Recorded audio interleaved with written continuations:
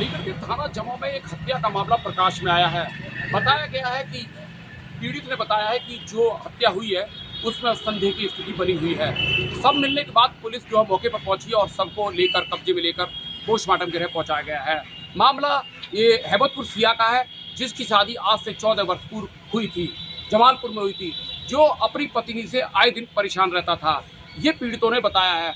हत्या के बाद पुलिस अब छानबीन में लग गई है। एक प्रतिनिधिमंडल आज एसएसपी अलीगढ़ से मिला है, जिन्होंने हत्यारों को गिरफ्तार करने की मांग की गई है। आइए मेरे साथ इस समय जो शेखर नाम का व्यक्ति है जिसकी हत्या हुई है, उसकी मां मेरे साथ मौजूद है इस समय। आइए उसकी मां से जानना चाहते हैं मामला किस तरीके का है। मेरे साथ सुनिए, क्या मामला है? मामला है मेरे बेटे को शादी हुई है। मेरे बेटे को जब से मेरे लेके बाद उसकी बहू मायके में रह रही है, उसको सास ने जमाई बना लिया वहाँ पर, और उसको आने नहीं देती कहीं मेरे घर सर, और बहुत परेशान कर रखा है। आए दिन उनकी पिटाई, आए दिन उसकी पिटाई करने मेरे पास कभी कभी आता मेरे से मिलने, मेरे को बताता कि मम्मी मेरी पिटाई कर रहे हैं वहाँ पर। मैंने कि बेटा मेरे पास आ जाओ, तुम छोड़ जाओ ज़रा।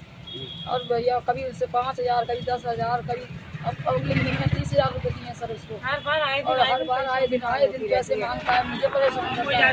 और सर कितने दिन हो गए उसकी शादी को? उसकी शादी को हो गए 14। कितने बच्चे हैं उसके? 2 बच्चे हैं सर उसको, 2 बच्चे। तो क्या मायके में ही रहता था? मायके में ही रहती थी आपकी? हाँ, एक 2 दिन मेरे पास रही है, सारी जिंदगी मायके के रही। तो बेटा कहाँ रहता था आपका? बेटा भी उसी के साथ रहा, ले गई यहाँ से उसको बेटे को।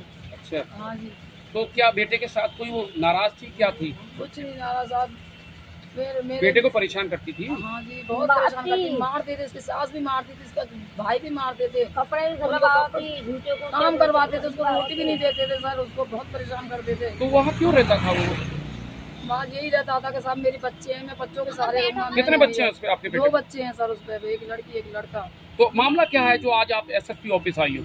मामला यही है साहब, मेरे को उसको बहुत परेशान कर रही है। अब मेरा बेटा मर चुका और उसने मेरे ऊपर कलंक लगा दिया है कि मेरे बेटे को उसने मरवाया है, माँ ने, भाइयों ने, और मेरे को कलंक लगा रही है, मेरे को परेशान कर रहे हैं आगे घर पे। आपका बेटा कहाँ कब गायब हुआ? मेरा बेटा 15 तारीख की रात को गया है घर से 8 बजे।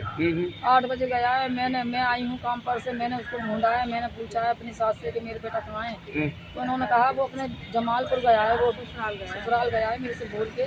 किसके साथ गया था? मेरा लड़का छोटा था और एक वो भोलू था साथ में। अच्छा। उसके साथ चला गया और साल जब से वो लौट के नहीं आया, मैं मेरा छोटे वाले बेटे को बाईपास छोड़ गए, बोले तू घर जा, हम जा रहे हैं, और वो गाड़ी लेके चले गए दोनों भोलू के साथ में। और आज वो लौट के नहीं आए, तो फिर मेरे को बड़बड़ी मची कि मेरा बेटा कहाँ है। मैंने ढूंढने निकली, मेरे को टाइम हो गया। मैं ढूंढते भोलू नाम का लड़का मुझे मिला टावर के नीचे।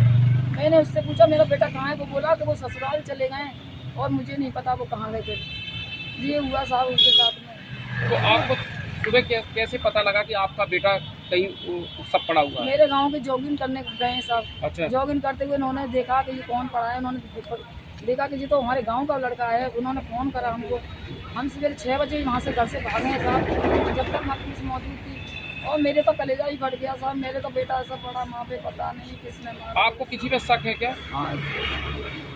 हाँ जी, मुझे शक नहीं पाया ससुराल वालों पे।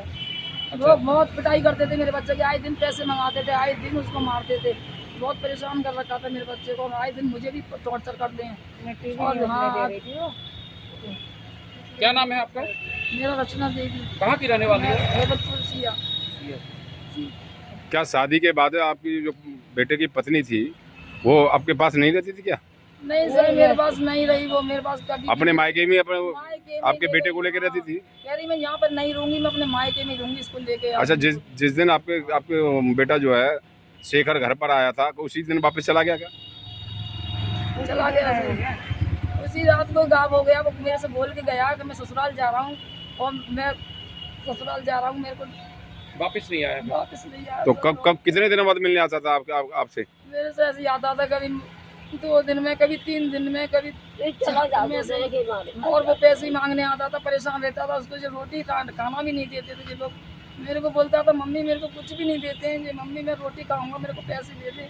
ये शेखर की दादी हैं, ये जो इस समय आप आपका नाती था क्या? अच्छा, आपका नाती था।